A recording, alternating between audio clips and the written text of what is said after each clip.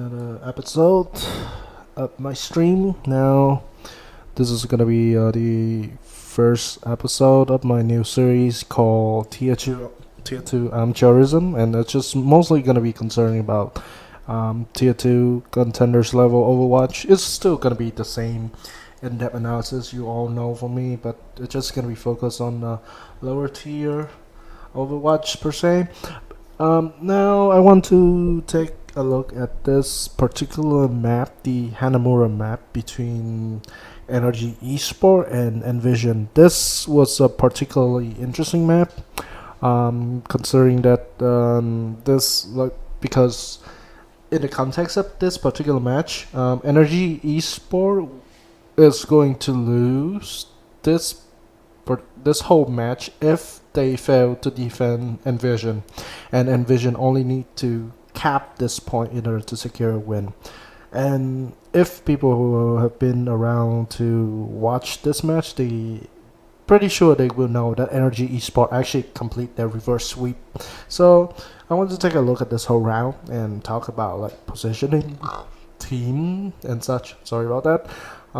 Team composition and all those sort of things, and to like a bit of musing, so to speak, on why Energy Esport was able to pull off this rather miraculous upset that eventually leading them to complete a win versus a very game Envision. But let's get right down to it then. Alright, so first up, let's take a look at the Calvo team.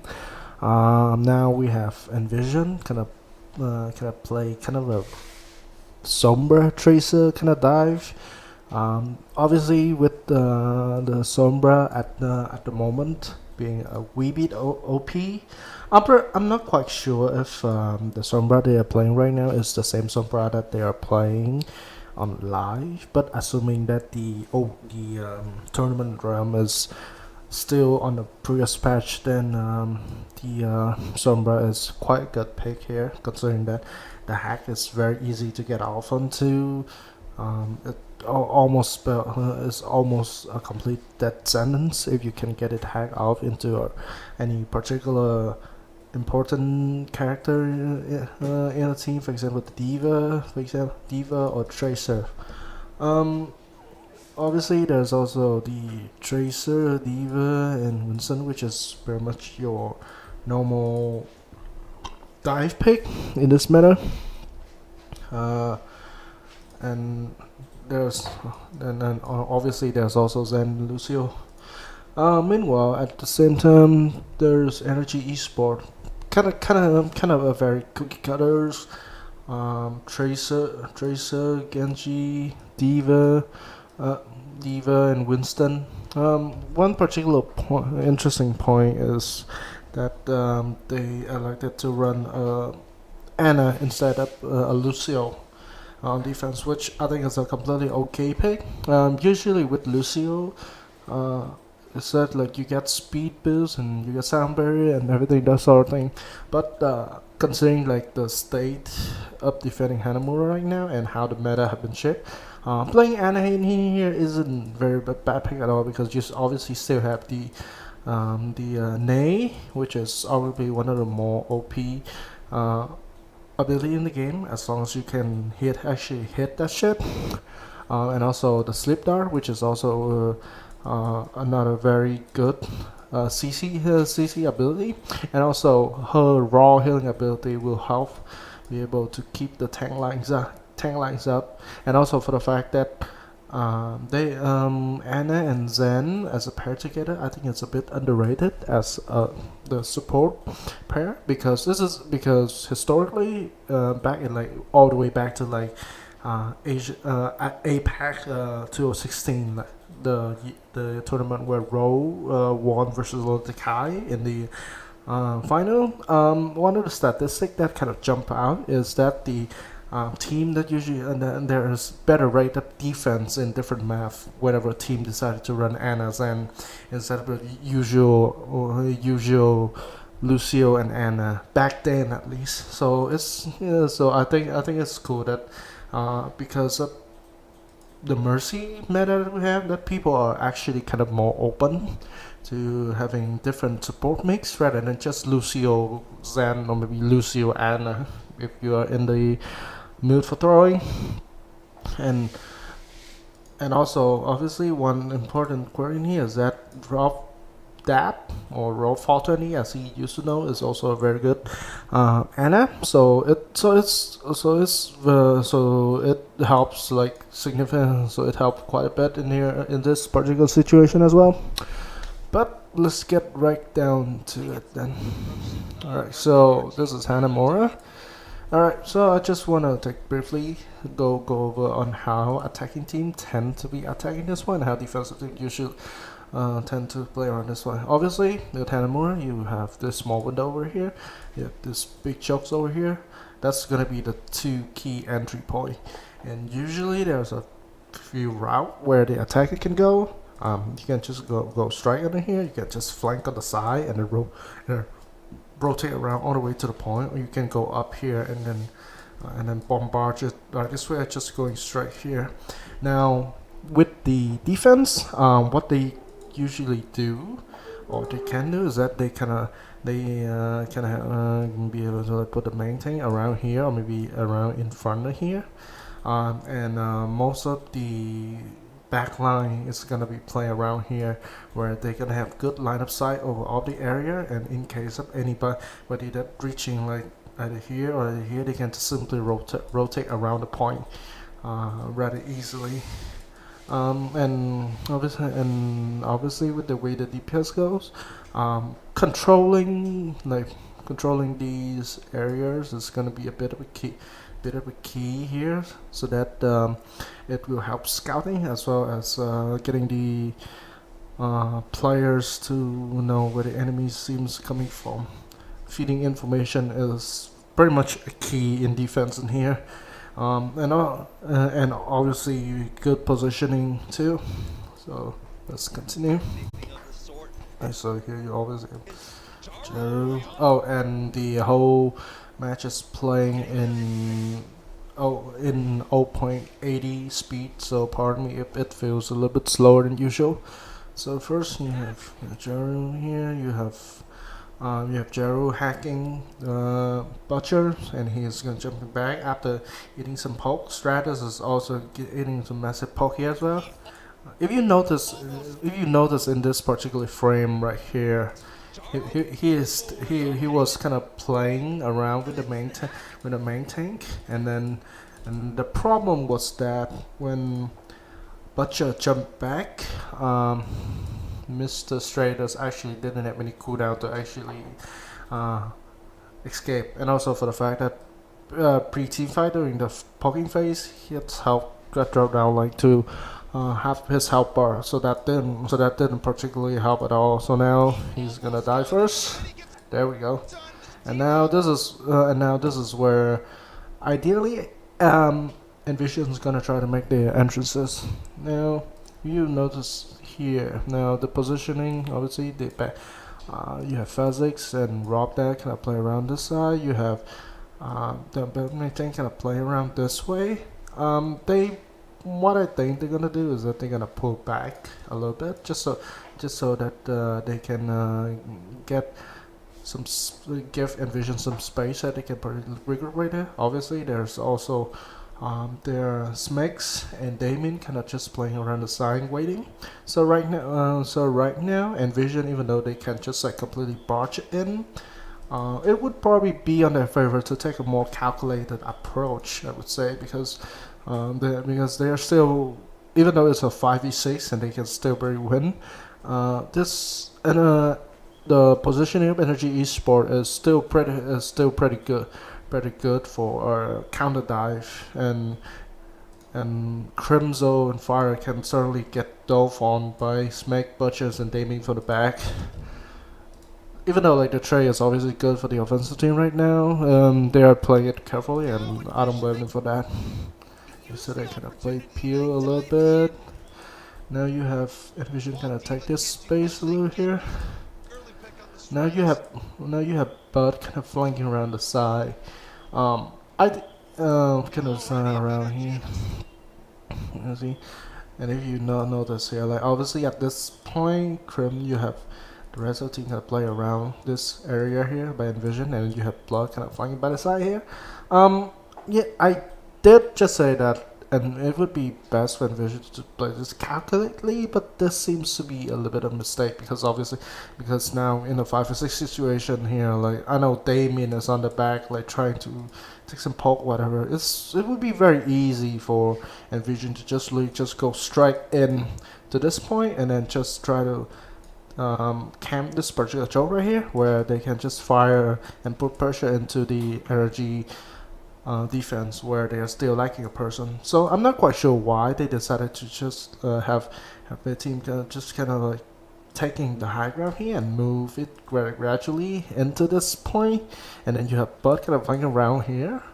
Instead, it seems a little bit too separate for me. I think.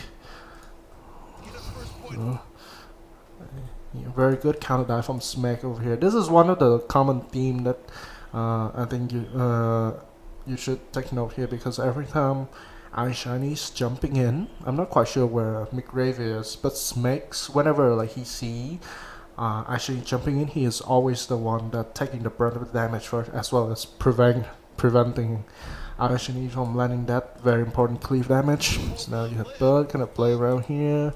iShiny get anti-nay, he's gonna die soon.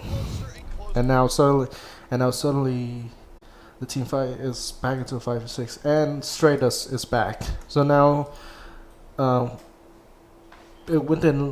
now even though like Envision obviously can take a more calculated approach here, they decided to say it was a little bit too calculated or too slow for what I think the speed that they should do, and so that they waste I think like around at least like 10 to 15 seconds. And that's really important because the spawn by itself is already 10 seconds, and they give like another additional 5 or 4 seconds so that Stratus can actually respawn and coming back to the fight. And during that time, you have iShiny getting countered off and die. And but so far haven't done anything worthwhile yet. So this is not a very good look. Not a very good look for them. They could just easily like taking a significantly more advantageous position in this map. But here we are. So the birds kind of flying around the side. Not quite sure the purpose of these flying outside of it being a very quick play solo queue kind of flying. So you have Bud flying around here. Rock Dab gonna slap him, and now he's gonna die. So now the team fight is gonna be a 4v6. iShiny is gonna get hit Mech D-Mech soon, and this is already going to be a losing team fight for Invasion. Fire killed Damien, but that doesn't really matter. Yeah, this is one of the more like, okay, the positioning that Energy Esport is doing is we're playing right now is really good. Like they have tank on the point. They have tank on the point. They have both tank on the point right here. Also the DPS. You have Rob kind of play around on the back here a little bit, and if there's any danger, he can certainly retreating back, where Phasix can certainly help him. And also they are both playing in a relatively undiveable place where unless like you commit heavily resource onto it, if you actually have it, obviously, because now you have iShiny just respawn and McGravy just demech. Because they need to like doing a lot of stuff to actually jump on here if they stay alive. But right now they're very strong positioning as Energy Esport, even though like the team kind of try right now is the best interest for Envision to just going to pull back and regroup. But it seems like they are still trying to just kind of like waiting for their respawn to come back so that they can do an attack. Like in 2CP, the most important thing is having a clean team fight, and right now what Envision is doing just really dragging it out. I'm not quite sure it's because the team doesn't know how to play this map, or the shot calling just fail or whatever, but it seems like they are taking an overtly slow approach. So now you have Rob Stratus kill Crimzo, Butcher kill McGravy, and now Envision is going to have to reset. Now, like I said earlier, like they should reset like at least like a few more seconds earlier than they should be. So now what happened is that like with all three of their members in, the clock right now is like 3:06. So it's gonna take about 10 or 12 seconds for McGravy and Crimzo to respawn back so that they can actually start to do a push again. That means the clock is gonna be around 3.50 54. Yeah, around 254. Around 254 is when both team are going to be back at poking range, and this is not very helpful at all because you only have 4 minutes, which means that you roughly only have 4 to 5 minutes to actually have a meaningful team fight. And right now you already like waste more than a minute on a losing team on a team fight that you should by all means wins. So this is kind of very poor clock management coming from Envision. So now both teams just gonna like eating for poke. As you can see here, this is very much normal defensive posture from Energy. Both teams gonna play around front, take the high ground a little bit, and then just create some sense of formation. Now you have Jaru flanking over here. Okay, so Fazix killed Bud from the flank. This and also Jaru not winning 1v1. Now earlier I did said that around 2:54 is gonna be 54-53 is probably the time where they're gonna start fighting. But with that pick, now the clock is at 2:44. And it's gonna deduct another 10 seconds for respawn, another like say 4 second maybe 4 second for and to get into this range where both teams can start doing pokes. So right now the clock at by the start of the next team fight is gonna be around 2:30, and this is already bad because you only have roughly a minute per team fight, and right now you're already doing and Envision already dwindling it down to only about 2.5 team fight, which is not very good. Even though they only have a pick, like all you need to manage the clock very efficiently into CP because otherwise you're just gonna get the shit out of luck. Okay, in terms just a bit on term of alt management as well, Energy is going to have the trans up. Damien already have his post bomb up, and Stratus is probably gonna be able to have his blades up soon, which are important. At the same time, Envision got the trans probably gonna coming up a little bit. The Soundbearer, the post bomb, and obviously the EMP. So this right here is gonna be the key to the engagement. Whichever one got these off first, or rather, whether or not if Jaru can get a successful EMPs up, because if Fazix somehow like get block it with his trance, or Jaru somehow didn't kill Fazix with this, like that's gonna be disastrous for Envision. So you have Damien kind of play around this side, poking, and also you have also notice that Butcher is on the high ground here. On the high ground here, just kind of milling around, I guess. Here's Stratus playing, poking. You have Damien coming in for the bomb. Obviously, the ult kind of waste, but it actually brought about a few more seconds, which is completely okay because on defense. Yoko is to try to burn the clock now and survive, not trying to get frag. So the more you can stall, the better. You have positioning here. Alright, so now Envision's gonna make their entrance. You have Damien kind of playing around the side. You have Butcher kind of playing here, but Damien get hacked. That's gonna be very unfortunate. Okay. I'll talk about Damien mistake in a bit later, but for now I want to take a look. You to focus on the positioning of Butchers over here. Now, if you notice, Energy Sport they put both this flex support both the support card back here. Next to him is Smegs that is like quite ready to be appear, but you have kind of Butcher kind of playing around like solo on these high ground right here, along with Stratus, who simply just kind of play around him, as well as having good line of sight of flex support. When people talk about like formation, is actually more concrete than one would imply, because for example, if you have like flexible, you have energy esport have the support kind of back here, you have the diva here, and you have Winston here. Imagine drawing an invisible line. Now this is what I would call the front line of a team, because obviously, like for example, if you're like say a fan of like American football, you the closest annual comparison I would say is, imagine the main tank being the offensive line and the off tank being the tight end. Both forms like the important line of defense or offense between the more important player as well as the opposing team. Now, same with any kind of front line.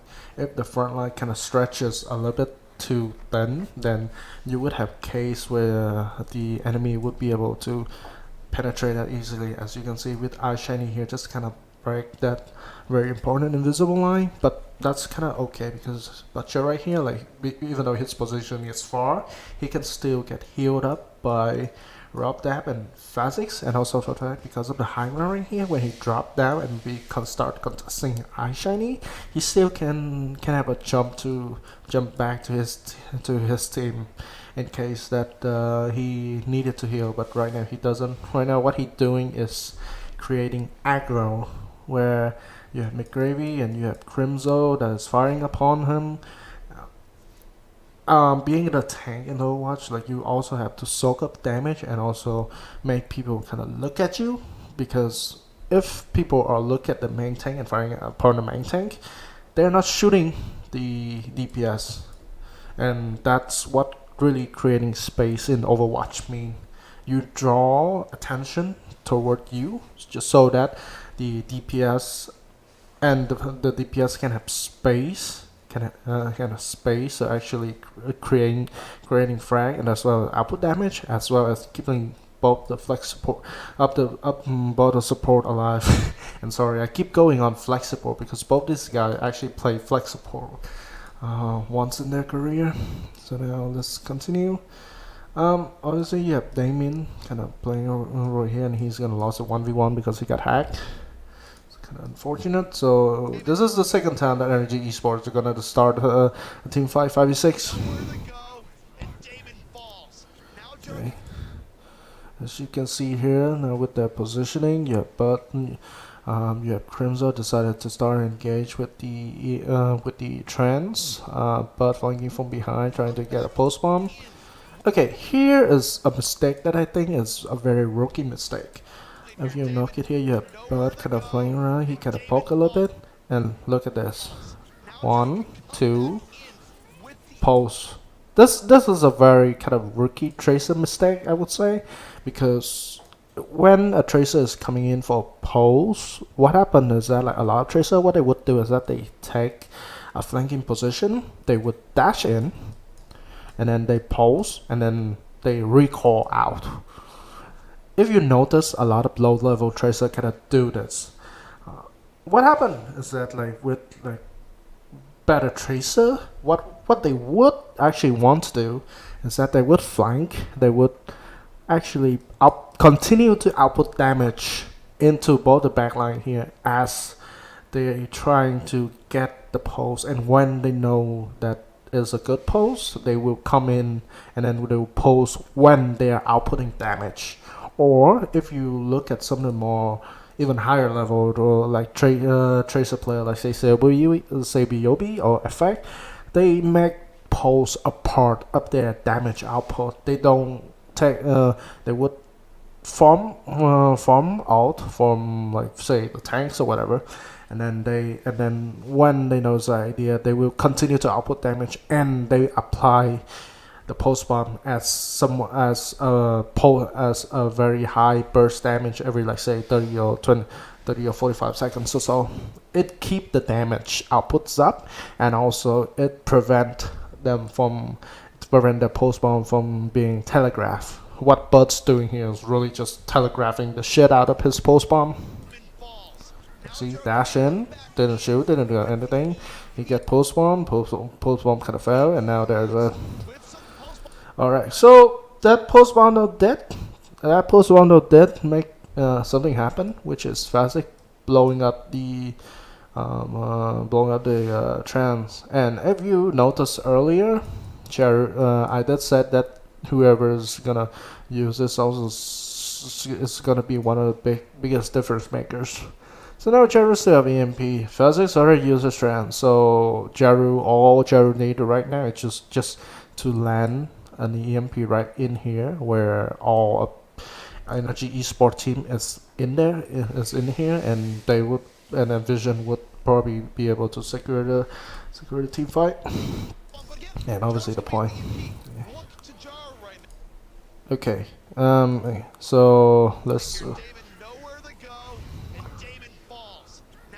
Playing coming in. I want to like come specially for a little bit of an op thing. So if you notice here, this like if you look at fire over here, like he actually got anti-grenade by Rob. That when I was watching it, I was thinking why didn't Vision like come in a little bit harder? And now look at this. Rob actually landed a really good grenade, and this grenade is why Energy Esport decided to make a counter engage. One thing that people kind of forgot is that like when you're playing dive with Ana, one of the important things to do is to play around the anti-grenade.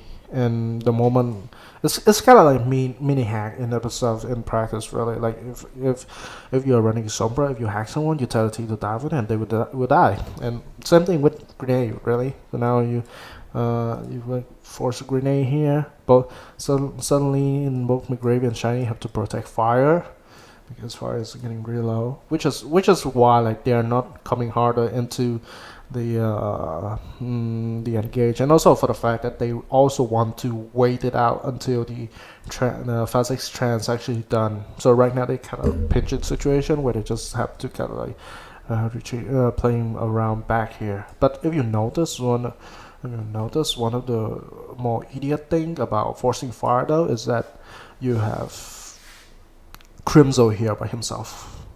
So Fire basically just said fuck it, and he can like grind it again, and he just runs straight back to his tank, leaving his flex support friend over here kind of hung out to dry.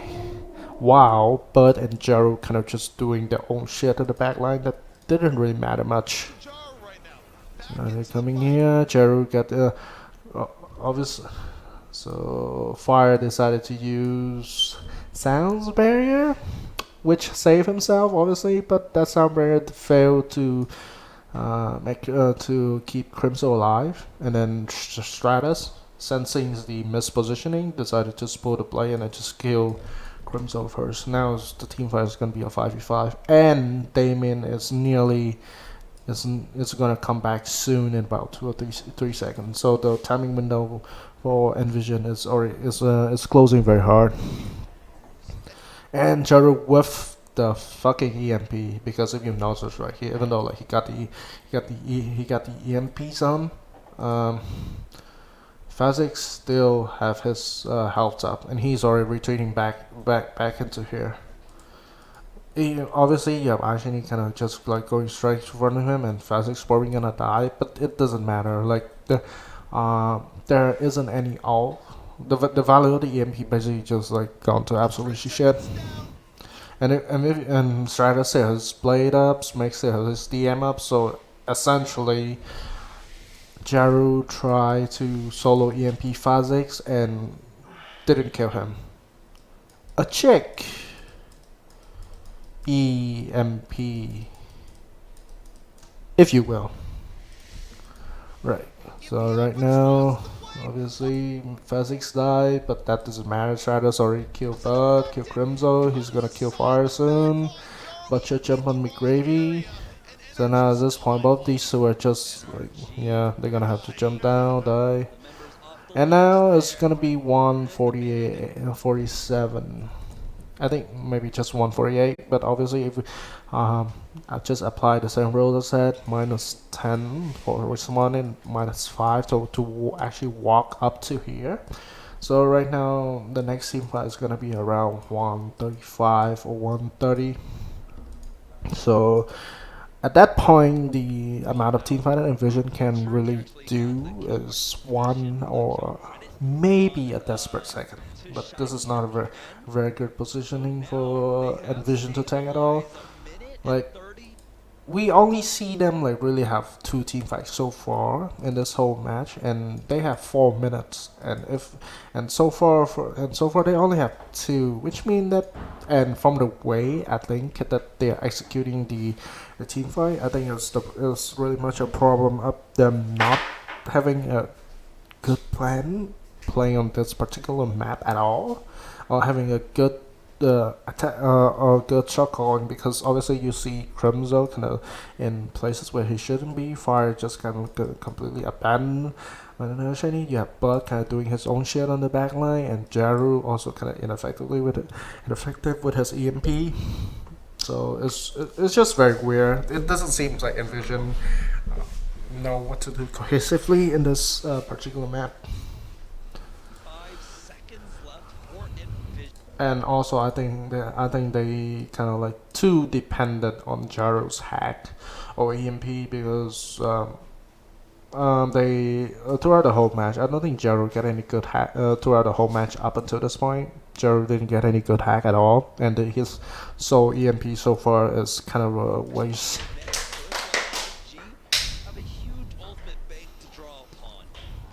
So 130. Yeah, so now they kind of just. Alright, so see, you have iShiny jumping in. iShiny jumping in, and Smeg's already on the way to intercept. This is very good counter diving from Smeg. Committing the. Didn't get much. Yeah, the Savage Shark actually zoning him out. Actually can jump in. But because there was there was the self-destruct, McGravy couldn't come in and help. I think Jaro also get a hack onto Butcher as well. Hence why you see the EMP alt icon on top of him, but that doesn't really matter. So Butcher survived his hack and actually used Primal Rage, so he's gonna be fine. The problem right now is Rob and Phasix are already collectively very low. But at this point, the problem is that though, like, there's really nobody from Envision that can actually take advantage of this. You have Bud that do his own flanking over here, but he is very ineffective at it. Yep, and Bud's gonna he's gonna die soon. You have Butcher counter diving with the help of the steroid hack per se, and McGravy reset. Fire also reset. Jaro killed Rock that, but that doesn't really matter that much. And now you have Bud kind of playing around here. Like this last team fight, I think is very indicative of what I've envisioned not knowing what they are doing in this map. Because you have Fire and you have McGravy just kind of go die and reset. You have Bud kind of like just playing around the back, just waiting for the chance. Like I know that Jaru actually killed Rob that, and Rob have to coming back as Zen so that he can actually go back into the fight and not get shut on by Bud from the back. But Bud is very lackluster. Now there's Bud kind of failing to go 1v1. So you have Bud kind of play. You can. Okay, this is very much another mistake. I think coming in from Bud. At this point, like this is a very small 1v1 per se. but it is not a team fight just yet. And before a team fight, he already blow up one of the most if not the most important cooldown tracer, which is the recall, because he simply couldn't get a one clip into Phasix, who just literally there for him to take. I don't know whether it is incompetence or mistake or a high stress situation, whatever. But now he failed that.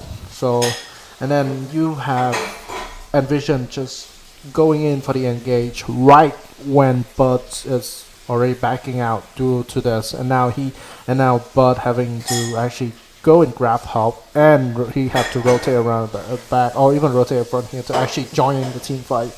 So the timing of his recall and the timing of this is very unfortunate, because obviously if as a dive, if you want to go all in into a target, you have to go all in a specific timing. You can't just have like 4 people jumping in and then 3 people jumping in, and then you have one. Okay, I'm just gonna be late for like 2 seconds or something. And even more so in the case of a tracer, because tracers up close burst damage potential is obviously extremely high, and it's a part of why dive is so good. Now your Bud kind of just like walking. You have Jaro completely to fail the hack, but obviously, but but now you have Smex and Butcher already coming back here to help to support. And here's the dumb things you have. Okay, Aishani just jumping in and died by himself again. That's kind of a shit move. You have McGravy, you have Buzz coming here, you have Jaro over here. And nobody in this fucking team ever thought, hey, why don't we just fucking move ourselves to the point and let them come to us? Like nobody in the vision like thought of that, even though like the team, they are like 30 seconds until the next 30 seconds. If they don't win this team fight, they gotta shit the bed. And at this and right now the thought process is, let's just dive on the back here with Rob Dab and everyone else kind of like around the backside, and nobody was like, okay, let's just go to the objective and force them to come to us. Nobody thought of that.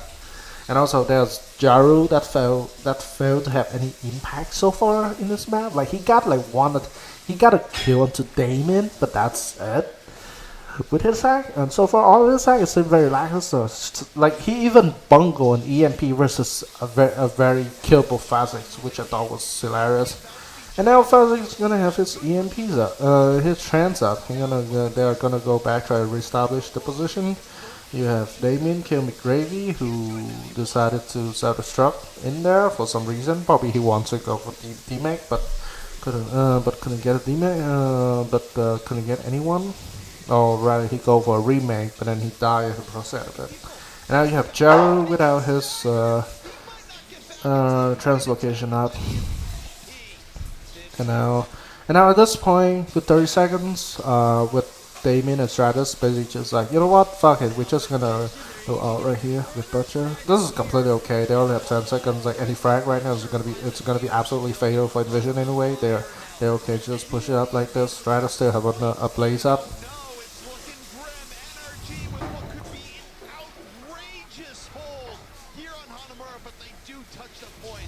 Alright, so they touch the point. You have McGravy coming in, jumping here. Jaru have his EMPs up. And in this desperation, he has to EMP, and he still somehow did miss Phasix. He got EMPs up, and they got like some people on the point as well as Smex, which is completely okay. And also that's a good EMP because Smex almost have his outside. Very important zoning out. And Buds, after sleeping for like 4 seconds, for a minute, actually got robbed and Butchers. But Stratus coming in with a blade, and Crimzo already used his trance earlier, so this is gonna be a rip. Yep, so that's the map. In summary, I think Energy Esport, the backline, they play very well. If you notice, like Rob Dad and Phasix didn't like they were very in position with each other's. Like none of them actually were out of position at all, and both of them can see each other's within the line of sights. You obviously have Snakes doing a very good job of counter diving Ice Shiny. Well, like Ice Shiny couldn't get any good value out of this jump at all, which I think is one of the more underrated part of this defense. And then you have Stratus, who I don't think he I think he did okay in this map, not particularly game breaking, but his always had good value. Like he always killed the target that he needed to kill, and he always used it at the appropriate time, which I think is it's great.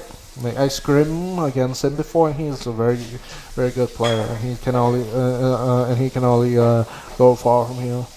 Meanwhile, for in Envision side, I think the problem with them is that none of their dive heroes and none of their tank DPS or their tank was in cohesion with each other because you have Aishin kind of go for the solo dive that McGravy wasn't there to help him. You have Bug kind of doing those solo flying that didn't really kill anyone. You have Jaru kind of gets didn't get any good hack at all, and whenever he got a one or two good hack, it's always get neutralized later because either Aishani died or Bud didn't get the value that a piece trying in the end. And at the same time, you have Fire and Crimzo not playing well. I think because obviously outside of that one particular situation where Fire just completely abandoned Crimzo, their support all didn't really have any good value at all, which I think was, and all of that just kind of contribute to how Energy Esport was able to defend this map and ultimately start the reverse sweep. So that's the end of my first episode of Tier 2 Armchairism.